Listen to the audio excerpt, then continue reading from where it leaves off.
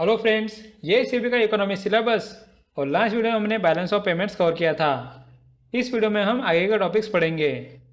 अब फ्रेंड्स, इन टॉपिक्स से foreign exchange markets, inflation, monetary and fiscal policy हमने already cover किया है। वो कंटेंट आपको सेबी ग्रेड ए के फाइनेंस प्लेलिस्ट में मिल जाएगा। अब इस टॉपिक में हम नॉन बैंकिंग फाइनेंशियल इंस्टीट्यूशंस पढ़ने वाले हैं, जो कि सेबी के इकोनॉमिक सिलेबस का लास्ट टॉपिक है। सो चलिए स्टार्ट करते हैं।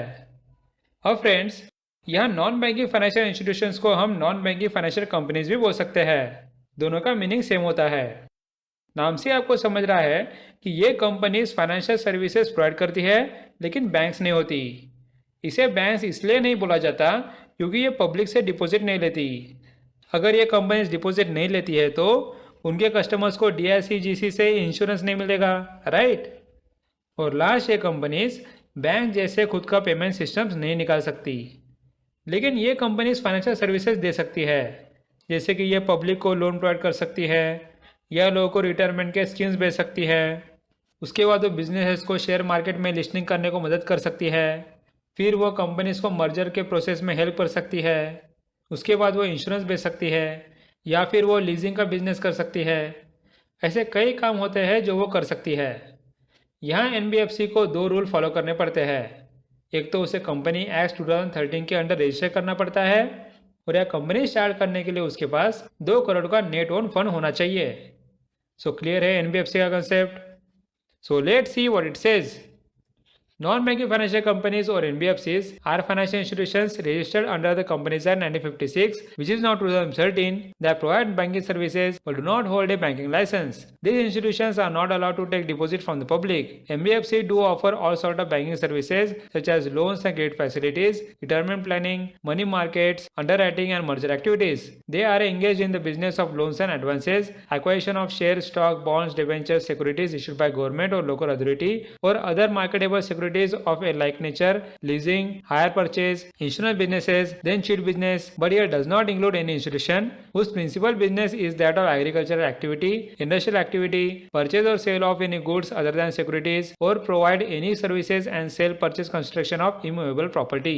Near to commence operation, a company must obtain a certificate of registration from RBI and must have a minimum net own fund of rupees 2 crore as increased from 1999. Here for the foreign investor and companies, this minimum amount is rupees 5 crore. And then what is the difference between NBFC and banks? NBFC cannot accept demand deposit unless specially authorized by the central bank. NBFC do not form part of the payment and settlement system and cannot issue checks drawn on itself. Then deposit insurance facility of Deposit Insurance and Credit Guarantee Corporation is not available to depositors of NBFCs, unlike in case of banks. अब friends, हम NBFC के कुछ categories देखते हैं जो आपको पता होना चाहिए। यह सबसे पहला है एसेट फाइनेंस कंपनी AFC। नाम से आपको पता लग रहा है कि ये एसेट को फाइनेंस करने के लिए निकाली गई है। फॉर एग्जाम्पल बस, देन ट्रैक्टर या किसी फैक्ट्री के लिए मशीनरी को भी फाइनेंस कर सकते हैं। यहाँ इस NBFC के लिए कंडीशन ये है कि उनके लोन पोर्टफोलियो के 60% लोन्स एसेट फाइनेंसिंग में होने चाहिए और उनका 60% इनकम भी इसी बिजनेस से आना चाहिए। So an AFC is a company which is a financial institution carrying on its principal business the financing of physical assets, supporting productive economic activity such as automobiles, tractors, lathe machines, generator sets, earth moving and material handling equipments, moving on own power and general purpose industrial machines. Principal business for this purpose is defined as aggregate of financing real physical assets, supporting economic activity, and income arising therefrom is not less than 60% of its total assets and total income respectively. Next है investment company. ये तो बस securities में invest करने का काम करती है। Example stocks, bonds, mutual funds या debentures. So the investment company IC means any company which is a financial institution carrying on as its principal business the acquisition of securities. Next है loan company. नाम से clear हो गया कि इसका main business loan देने का होता है। यह एक चीज़ याद रखो कि इस कैटेगरी में हम एसेट फाइनेंस कंपनी इंक्लूड नहीं करेंगे। So loan company means any company which is a financial institution carrying on its principal business the providing of finance, whether by making loans or advances or otherwise for any activity other than its own, but does not include an asset finance company. Next है infrastructure finance company, जो बड़े बड़े infrastructure projects को finance करने का काम करती है। लेकिन इस NBFC के लिए कुछ कंडीशंस है। यह इसके 75% लोन इंफ्रास्ट्रक्चर प्रोजेक्ट्स के फाइनेंस के होने चाहिए। देन इसका नेट ओन फंड 300 करोड़ या उससे ज़्यादा होना चाहिए। इस कंपनी की क्रेडिट रेटिंग ए या उससे ज़्यादा होनी चाहिए और इसका capital to risk asset ratio 15% या उससे ज़्यादा होना चाहिए। Okay, so the infrastructure finance company is a non-banking finance company which deploys at least 25% of its total asset in infrastructure loans, have a minimum net own funds of rupees 300 crore, has a minimum credit rating of A or equivalent and a CRAR of 15%. अब friends, इतने बड़े infrastructure projects को finance करने के लिए इस infrastructure finance company को funds की ज़रूरत है, तो फिर इतने फंड्स आएंगे कहाँ से? वो फंड जमा करने के लिए दूसरी एनबीएफसी होती है, which is infrastructure debt fund non banking finance company. ये यहाँ पब्लिक को बेचने के लिए इंफ्रास्ट्रक्चर बॉन्ड्स इशू करते हैं और उन बॉन्ड्स को बेचकर जो पैसा मिलता है वो infrastructure finance companies infrastructure projects को लोन देने में यूज़ करते हैं। So Infrastructure Debt Fund Non-Banking Financial Company is a company registered as NBFC to facilitate the flow of long-term debt into infrastructure projects.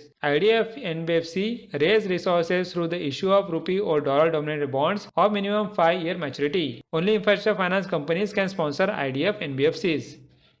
Next NBFC है micro finance institution. ये छोटे businesses को loan देने का काम करती है।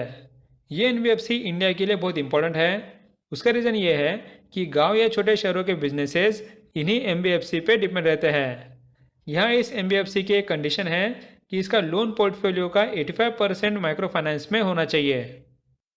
So non-banking financial company microfinance institution is a non-deposit taking NBFC having not less than 85% of its assets in the nature of qualifying assets. और उसके बाद आता है non banking financial company factors, जो फैक्टरिंग का बिजनेस करती है, जहां वो बिल एक्सेप्ट करके पेमेंट करती है और उस बिल के अगेंस्ट वसूली करती है। इसका कंसेप्ट मैंने सेबी के फाइनेंस वीडियोज़ में कवर किया है, वहाँ आपको कंटेंट मिल जाएगा। यहाँ ये कंडीशन होती है कि इन एनबीएफसी के लोन पोर्टफोलियो के 75% एसेट फैक्टरिंग बिजनेस में होने चाहिए और इनकी 75% इनकम भी इसी बिजनेस से निकलनी चाहिए। So non-banking financial company factors is a non-deposit taking NBFC engaged in the principal business of factoring. The financial assets in the factoring business should constitute at least 25% of its total assets and its income derived from its factoring business should not be less than 25% of its gross income. So friends, यहाँ हमारा non banking financial institutions का topic cover हो गया। मैंने आपके लिए more than sufficient content provide किया है। अगर आप सीरियसली पढ़ाई करते हो तो आप आराम से सेबी का कट ऑफ क्लियर कर लोगे। इस वीडियो के डिस्क्रिप्शन में मैंने एक पीडीएफ प्रोवाइड किया है, जहां मैंने सेबी का इकोनॉमिक्स का ISLM कर्व से नॉन बैंकिंग फाइनेंशियल इंस्टीट्यूशंस तक कंटेंट प्रोवाइड किया है।